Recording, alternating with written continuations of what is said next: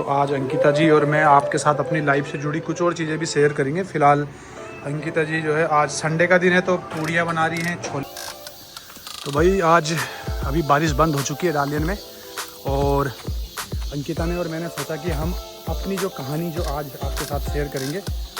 पूरी रात पूरे दिन इतनी तेज़ बारिश हुई यहाँ पर, इतनी तेज़ बारिश हुई, लेकिन आपको किसी भी प्रकार की कोई अव्यवस्था यहाँ पे दिखाई नहीं दे रही होगी। आप देख सकते हैं, ठीक है, बिल्कुल साफ़ सुथरी रोड, और पानी का निकासी तो उन्होंने इतने अच्छा करा रहता है ना चाइना में।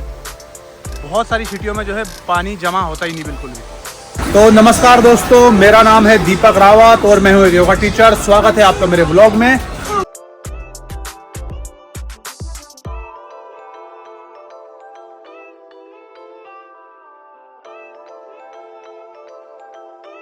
एक्चुअली आज ने मेरी क्लास संडे को थी, बहुत तेज बारिश हो रही थी बाहर, तो क्लास कैंसिल हो गई। संडे को छुट्टी होती है पर मैं क्लास रख लेता हूँ, तो वो क्लास कैंसिल हो गई। सो हमारे पास टाइम है और बारिश भी रुक गई है। खाएंगे हम पूड़ी छोले, और आज बाहर जाके अंकिता और मैं आपसे अपने दिल की बात करेंगे जो है, ठीक है, कुछ चीज़ें बताएंगे आप लोगों को अपने से जुड़ी। देखते हैं शिवा क्या कर रहा है इसमें। क्या कर रहा है शिवा?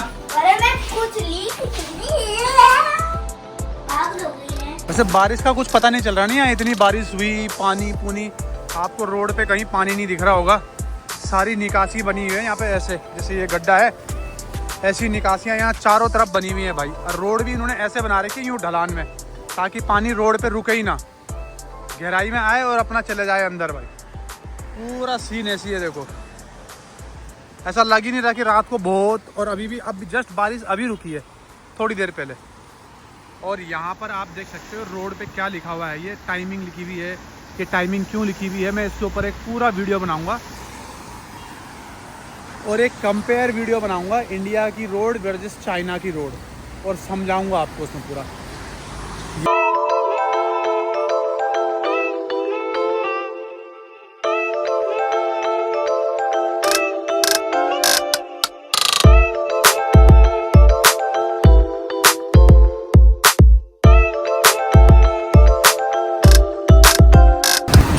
तो भाई प्लान में थोड़ा सा चेंज है, मेरे बेटे को आइसक्रीम खानी है, और भाई सामने ये स्टारबक्स है। स्टारबक्स में आइसक्रीम तो मिलती है नहीं, तो हम अब जा रहे हैं मैकडोनल्ड में।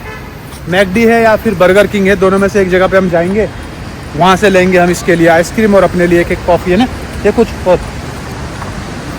और आज अंकिता जी ने पूरा ब्लैक ब्लैक पहना हुआ भाई, आज तो गजब ढा रही है अंकिता जी सच में। और शादी के 9 साल बाद भी मैं अपनी वाइफ की तारीफ़ कर रहा हूँ, ये गजब ढारी है ब्लैक पहन के। है क्या बात है ये भाई, 9 साल बाद भी मैं अपनी वाइफ को छेड़ रहा हूँ जैसे कि मेरी गर्लफ्रेंड होगी। हे चेहरे की लाली माँ, अरे इधर देख लो एक बार, देख लो हे। तो फाइनली भाई हम आ गए हैं बर्गर किंग में, और यहाँ चलते हैं अंदर, चलो।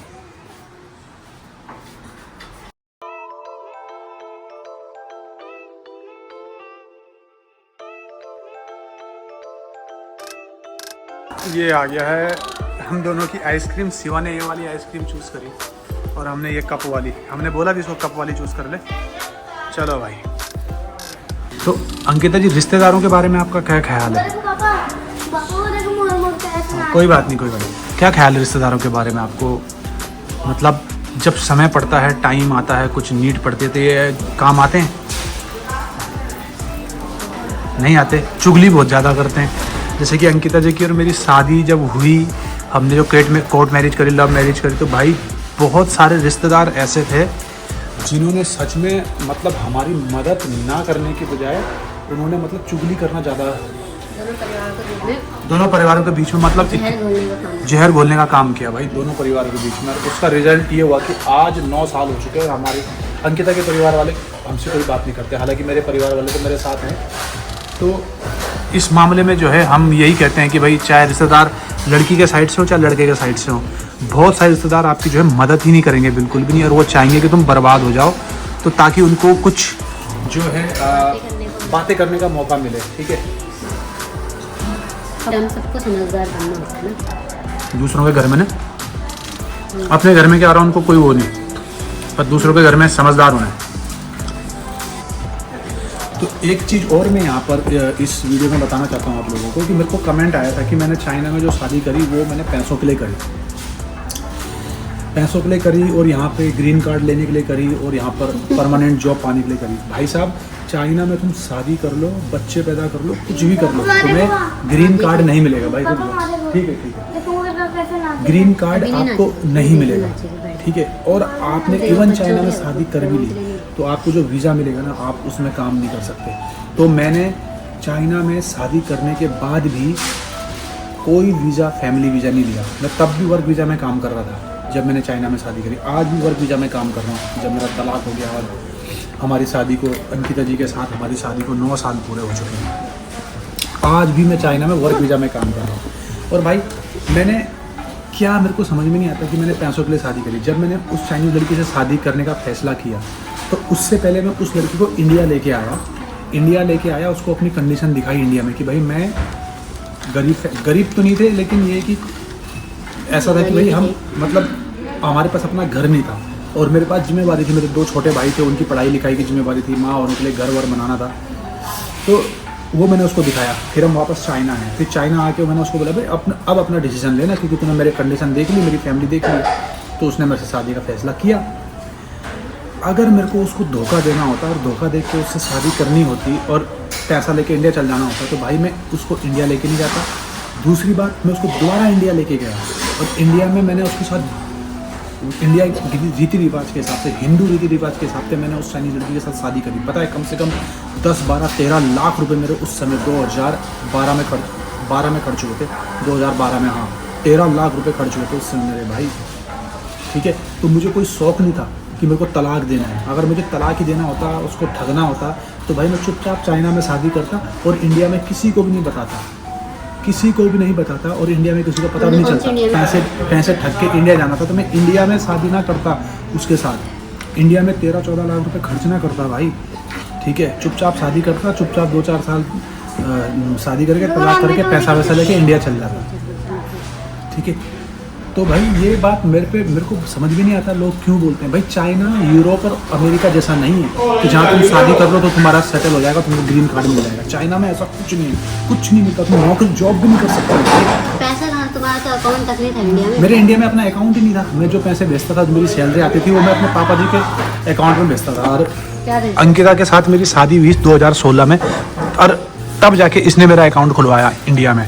भाई मेरा तो अपना अकाउंट ही नहीं था, मैं तो पूरा फैमिली के लिए जी रहा था। घर खर्चा ही तो देते थे 20-30 हज़ार, बाकी तो यहीं। और मैं पूरा अपने पे ही लगा रहता था, मतलब घर खर्चा हो रहा है, सब कुछ हो रहा है। चाइना से तो मेरे को समझ नहीं आता लोग मेरे पे ऐसा आरोप क्यों लगाते हैं कि मैंने उस चाइना में सेटल होने के लिए शादी करी। आओ कभी तुम चाइना में शादी करके देखो, तुम्हें पता चलेगा सेटल होते हो कि क्या होता है तुम्हारा। पापा जी वो बताते थे मुझे कि उस घर खर्चा भेजता था। आज तक मैं जितने साल में चाइना में शादी करके रहा, मैंने वीज़ा नहीं लिया भाई। वो फैमिली वीज़ा होता है चाइना में शादी करने के बाद, फैमिली वीज़ा मिलता है, मैंने वो लिया ही नहीं। मैं वर्क वीज़ा पे ही लगा रहा, वर्क वीज़ा में ही काम करता रहा, तो आज भी उस पर ही हूँ। तो ये आरोप गलत है ना। और अगर मैं इंडिया में क्या बोलते हैं, उस चाइनीज़ लड़की को इंडिया लेके ना जाता और वहाँ पे इंडिया में शादी ना करता उसके साथ, तो शायद अंकिता जी की और मेरी शादी नॉर्मल हो जाती। तब अंकिता जी के घर वालों को कोई प्रॉब्लम नहीं होती।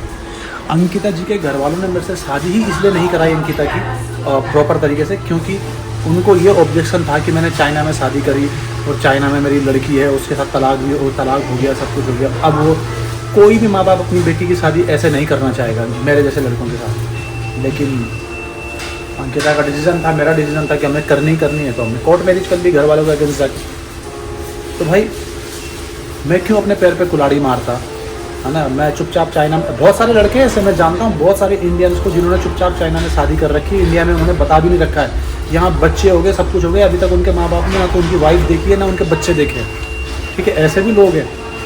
मैं ऐसा नहीं था। मैंने जब शादी करी थी, मैंने ये सोच के नहीं शादी करी थी चाइना कि मैं इसको एक दिन तलाक दे दूँगा और इंडिया में शादी कर लूँगा, वरना मैं इंडिया में शादी करता ही नहीं उसके साथ, चाइनीज़ लड़की के साथ, किसी को पता ही नहीं चलने देता।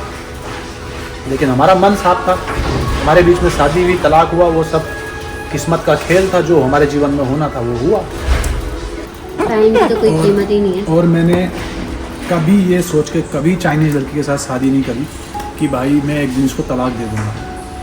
ये यार हम स्पेशली हम जो उत्तराखंड के लोग हैं, पहाड़ के लोग हैं, हमारे मन में ये कभी आता ही नहीं है। हम अपने कल्चर से इतने बंधे हुए हैं कि तलाक का तो कभी सोच नहीं होती हमारे मन में। बस वो कंडीशन ऐसी बन गई, सिचुएशन ऐसी बन गई कि मेरे को तलाक लेना पड़ा। समझा है? तो हम दोनों का जो एक्सपीरियंस है अंकिता का और मेरा, मेरे हिसाब से आपके बहुत क्लोज रिलेटिव जैसे माँ बाप अगर साथ दे दे तुम्हारे डिसीजन में, तो भाई ये तुम्हारे लिए वरदान है, आशीर्वाद है। अगर वो साथ ना दें, माँ बाप तुम्हारा साथ ना दें, और माँ बाप को लगता है कि जहाँ माँ बाप चाहेंगे वहीं तुम्हारी खुशी है, तो भाई वो माँ बाप भी स्वार्थी है मेरे हिसाब से। अगर वो माँ बाप ऐसे हों जो तुम्हारी खुशी में उनकी खुशी हो, तो भैया उनके चरण पकड़ो, उनके चरण धो, तुम्हारे चारों तीर्थ वही हैं। पर माँ बाप ऐसे निकले कि जहाँ वो चाहेंगे वही होगा, जो माँ बाप चाहेगा वही होगा, बच्चे अपनी सोच से कुछ नहीं कर सकते, तो भाई वो माँ बाप भी स्वार्थी हैं। बिल्कुल भी उनके अगेंस्ट जाने में हिचकिचाना मत। अगर उनके अगेंस्ट जाना भी पड़े तो सीधे चले जाना, क्योंकि ये तुम्हारी ज़िंदगी का सवाल है। भाई हम दोनों ने अपने अनुभव से ये सीखा है। क्यों देखा? हमारे अनुभव से हमने ये सीखा है कि अंकिता ने और मैंने डिसीजन लिया कि भाई हम दोनों शादी करेंगे, और हम शादी करके आज बहुत खुश हैं। 9 साल हो गए, हमारा बच्चा है छोटा सा, ठीक है ना? हाँ, अब मेरी जो मेरे माँ ने, मेरे पापा ने, मेरे चाचा ने, मेरे चाची, मेरे दादा दादी, मेरे जो कज़न सिस्टर ब्रदर हैं, उन सब ने मेरा इस डिसीजन में साथ लिया कि मेरे को अंकिता के साथ कोर्ट मैरिज करनी है। लेकिन अंकिता का साथ अंकिता की फैमिली से किसी ने नहीं दिया, किसी ने नहीं दिया। पता नहीं क्यों नहीं दिया।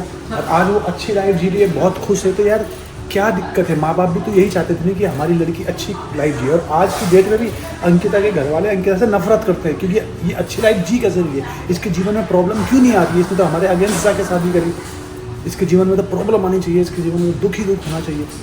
वो इस सोच को देख के आज भी अंकिता से नफरत करते हैं भाई।